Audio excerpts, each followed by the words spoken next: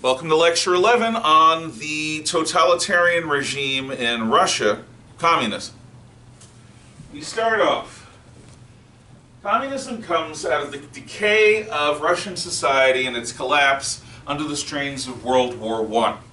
Russia was an overwhelmingly agrarian society with fewer than 5% of its people living in major cities or having anything to do with industry.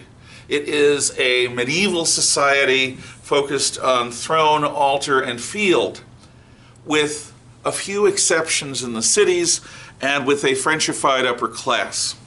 But during the war, the simplicity of the peasants' loyalty to church and czar is challenged by defeat after defeat, starvation, level famine, or level restrictions on food. Just everything breaks down under the strains of war. So the Tsar has to resign, and ultimately the Petrograd Soviet triumphs over the Russian Republic. In this chaos, the military try to take power and fail, and ultimately Lenin, the man who the Germans picked to bring Russia out of the war, takes power because he promises in simple terms things that everyone can understand: peace, bread, and land. And because his guys are the most organized, with military or paramilitary discipline. None of this talk about meetings and committees and voting. For Lenin, the dictatorship of the proletariat is the rule of a disciplined cadre of party elite over the proletariat. And in the name, hello gravity, of the proletariat.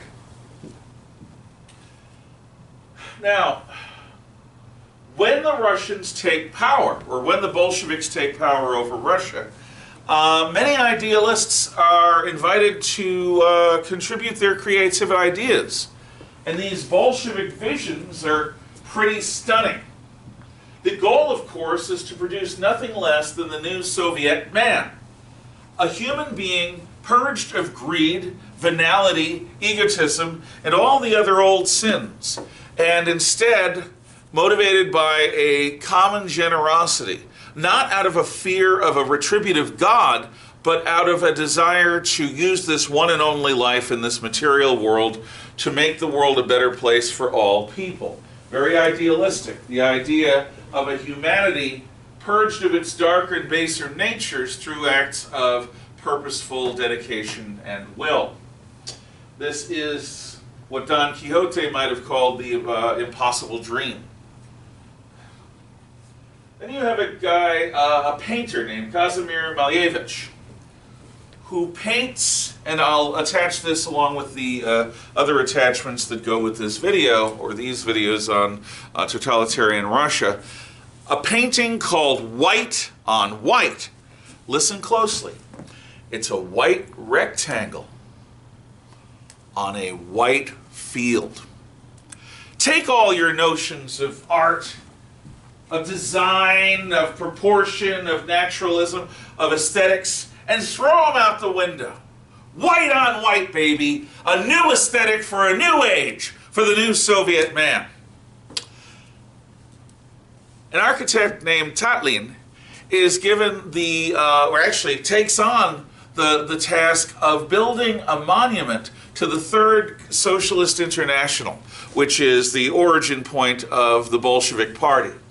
And he designs, photograph will also be in the attachments, what's called Tatlin's Tower, which would have been the tallest building in the world by far. But it would not have been an office building used by capitalists and bourgeois, but rather it would have been a monument to the workers of the world and their vanguard in the various parties of the left. Perhaps the most enjoyable and interesting of these new aesthetics is Avramov's Symphony for Factory Whistle, which you can listen to in the attachments. Imagine that we get rid of viols and trombones and kettle drums and all the other panoply of bourgeois music. And instead, what we're going to do is we're going to make music that factory workers would understand. Music with machines. Now, back in the 90s, there was a TV show called Home Improvement with the comedian Tim Allen. And on that show, he played the host of a tool show called Tool Time. And every so often, he'd have the boys from K&B Construction come in to play their tools as musical instruments. And they would usually play some variant of rhythm and blues or rock. Well, imagine that, but not with a bandsaw, but instead with an entire cities, factory whistles, alarms, bells, and sirens. That's what Avramov does. And you will hear it. And your bourgeois-trained ears will hear cacophony rather than euphony. But what it's the sound of is the proletariat rising up and claiming art and culture. A new art and a new culture for a new proletarian age. Now, these visionaries, well, Malevich paints his painting, and the dream of the new Soviet man is kept throughout the communist era. There are still communists in the world today, many of them, probably millions, who believe that we can build a new, better human being just by being smart and trying. Tatlin never built his tower, and Avramov was able to do a series of symphonies like that, but it was a fairly short-lived phenomenon.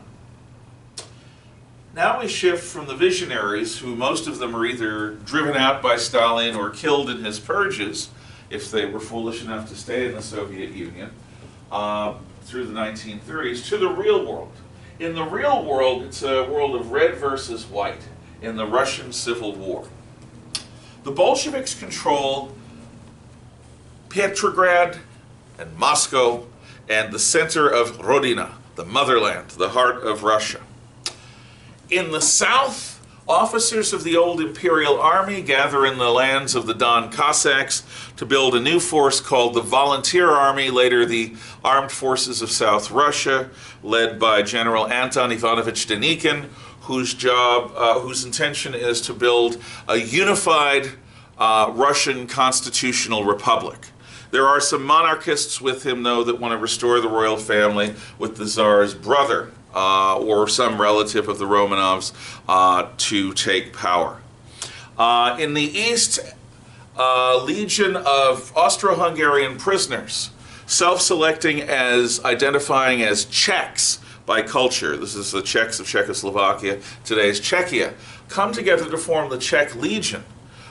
They forswear their Austro-Hungarian allegiances and come together to fight for the Allies. But Soviet Russia has pulled out of the war. So the Czech Legion is in the process of leaving via the Trans-Siberian Railroad, ultimately to Vladivostok and the wider world.